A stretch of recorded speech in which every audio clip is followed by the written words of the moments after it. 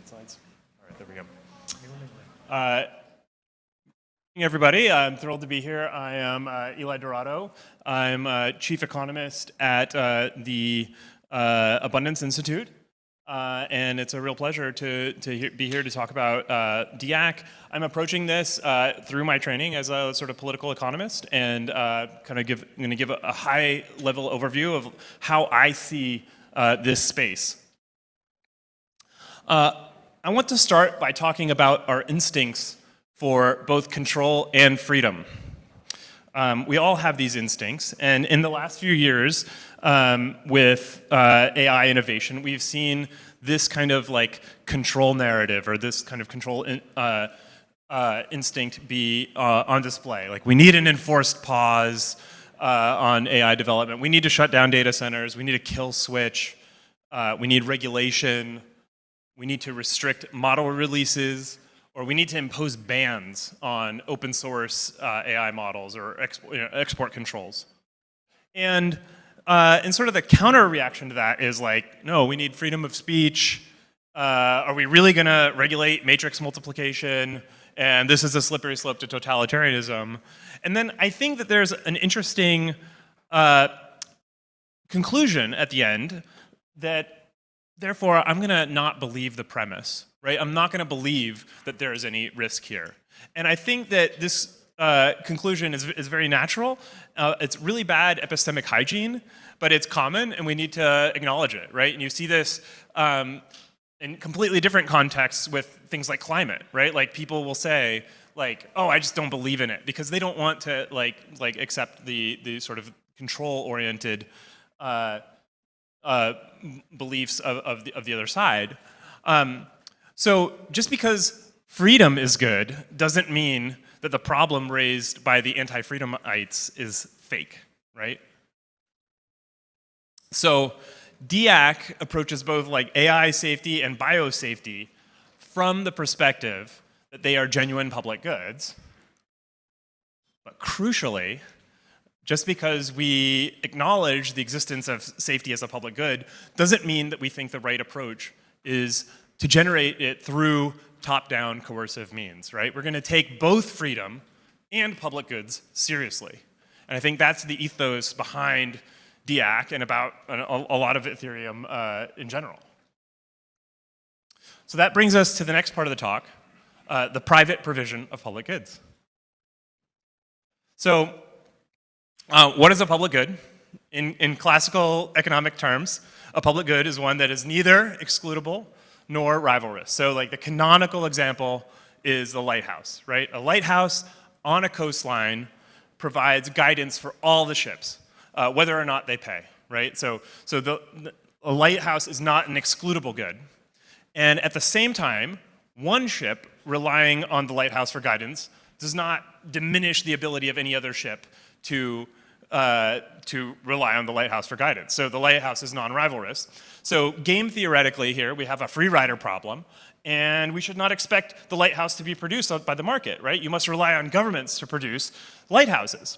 So one of the great economists of the 20th century, Ronald Coase, got interested in this example, and he decided to actually collect data on lighthouses in Britain. And astonishingly, he found that every single one of them was privately constructed. So we have a free rider problem. It's not supposed to happen, but every single lighthouse in Britain was privately constructed. So how can this be? What Coase found is that lighthouses were vertically integrated with ports. So the port operator would build a lighthouse so that people could come to their port. And then they would recoup the costs through port fees. And what this example shows is that creative structuring can turn a public good problem into a private good provision.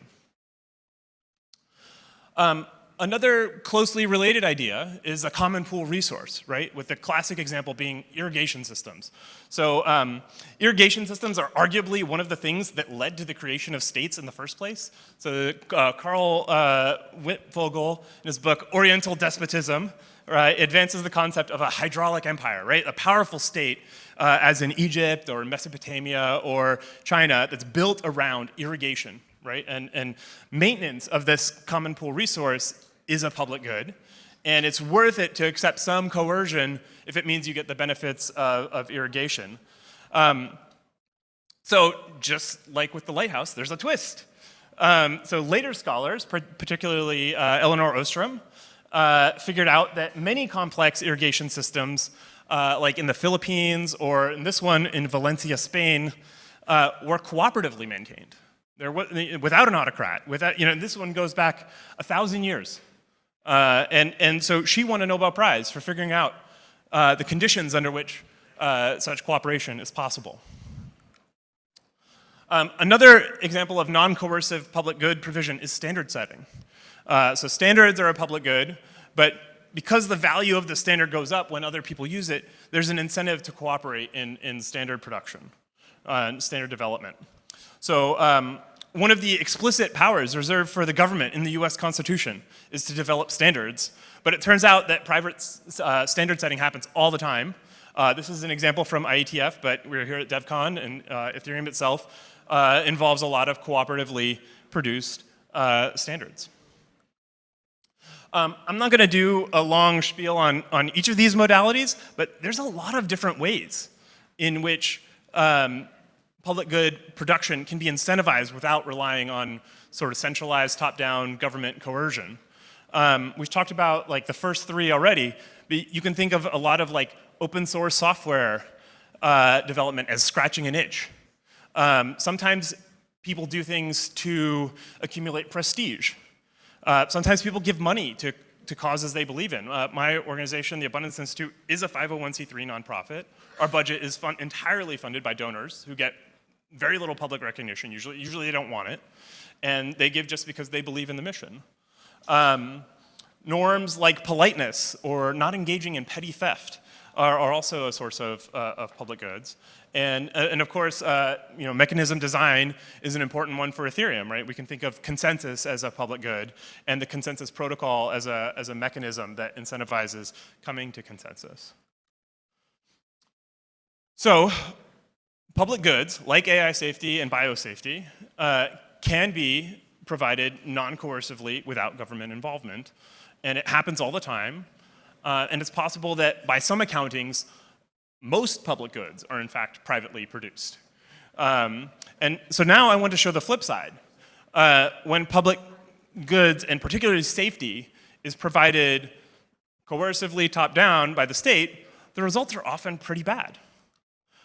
So let's look first at nuclear energy. In the 1950s and 60s, we experienced cost reductions as we deployed more nuclear plants. So this is common in industry. It's called the learning rate. And then in the 1970s, the trend reversed. And costs started to explode, right? So initially, it began in the early 1970s with environmental regulation, and then it accelerated in response to the 3 Mile Island incident in 1979, which, by the way, like nobody was harmed by that incident at all. Another domain, which Vitalik referenced, is in which safety regulation has had enormous costs, is pharmaceutical development. So, and by the way, this is adjusted for inflation, just like the last chart was also. So these higher costs of bringing drugs to market represent thousands of missing drugs, right? We're missing thousands of drugs, and people die because of the lack of drugs. But these people are not identifiable victims. And my friend and former professor, Alex Tabarrok, calls it the invisible graveyard of people dying because of lack of drugs brought to market. Aside from nuclear and pharmaceuticals, the other major industry that is regulated via like pre-market approval is aviation. So everyone thought, like after World War II, that there was going to be a growing personal aviation industry, that like anybody, people coming back from World War II, like knew how to fly, they could buy surplus military airplanes, and we would all just have essentially flying cars, just personal aircraft that would take us wherever we wanted to go. And it could have happened, But we had increased regulation at a couple different points along the way here in the mid-1960s and early 80s, and this strangled the industry. Unfortunately, FAA has recognized that they've gone too far with personal aircraft regulation. They're beginning to actually loosen the rules. And something that's super interesting is that they actually think that loosening the rules for a category called light sport aircraft will on net increase safety through both innovation, so the more you innovate, the safer the aircraft get, but also through changing the composition of the fleet and sort of increasing the use of manufactured airplanes. So this is a way that deregulation can lead to actually higher levels of safety. And it's interesting to see a major federal regulator recognize that. So there's a lot of reasons, a lot of different examples in which coercive safety regulation doesn't actually make us safer. So we talked about nuclear, but let's compare it to coal. So we have nuclear is highly regulated, highly safe, and meanwhile we have coal plants still operating and contributing to thousands and thousands of deaths. I estimate in the US we have about 16,000 deaths a year from coal emissions, which is like 5 9/11s every year, and everyone's apparently okay with that, but not with lowering the bar for nuclear plants. Experimental drugs certainly can be unsafe, but a lot of times drugs are substitutes for other medical procedures. And if you have to have a surgery or a hospital stay, those are risky also. And we don't balance the risks in those kinds of, we don't make that comparison in our regulatory system. One thing that strikes me as really interesting is in Europe, you can buy a contact lens from a vending machine. But in the US, you have to go, it's not safe to do that. So you have to go to an optometrist and get a prescription first before you're allowed to do that. And so it's thinly veiled protectionism. There's research that shows, by an economist named Parker Rogers, that shows that deregulated and downregulated medical devices are actually safer than the sort of more regulated device types. He looks at cases where device types where the regulation changes on the device types. And he finds out that the less regulated types increase entry into the market, they increase competition, and they and ultimately they turn out to be both safer and cheaper. And I already mentioned, like, the over-regulation of manufactured aircraft means that people select for experimental aircraft, a lot of times amateur, home-built aircraft. So the background here, among all this carnival of stagnant negative effects from safety regulation, is what's called the Great Stagnation. This is a period in the US and much of the West known as the Great Stagnation. And if we hadn't experienced it beginning around 1973, the US would be about twice as rich today as it is. So it's a major economic event. And a lot of my work focuses on ending the Great Stagnation by enabling innovation in sort of these four sectors: health, housing, energy, transportation, which together make up about half of the economy in the US. And I think of stagnation as the result of sort of three separate pathologies, but like one of them is the way that we do safety regulation in the West. I think the other is sort of more generalized vetocracy and then protectionism. But today we're talking about safety.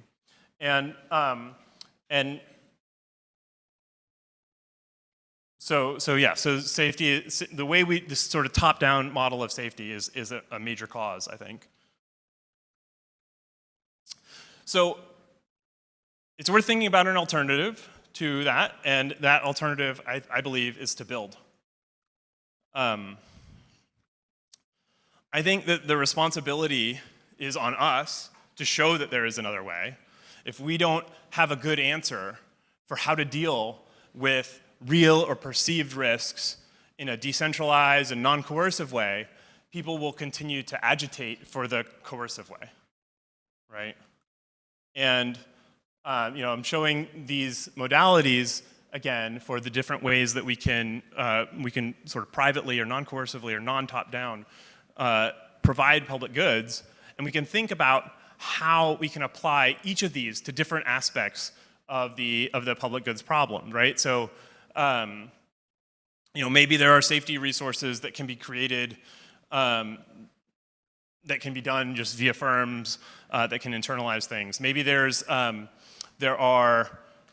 risk that AI will be able to use sophisticated phishing attacks that need to be addressed, and we can do that through better protocols, new standards, authenticated communication standards.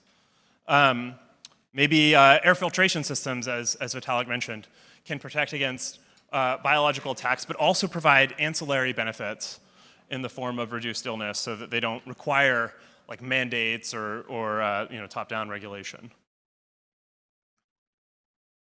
So I think another aspect of the solution, of the build solution, is to focus on concrete and near-term problems.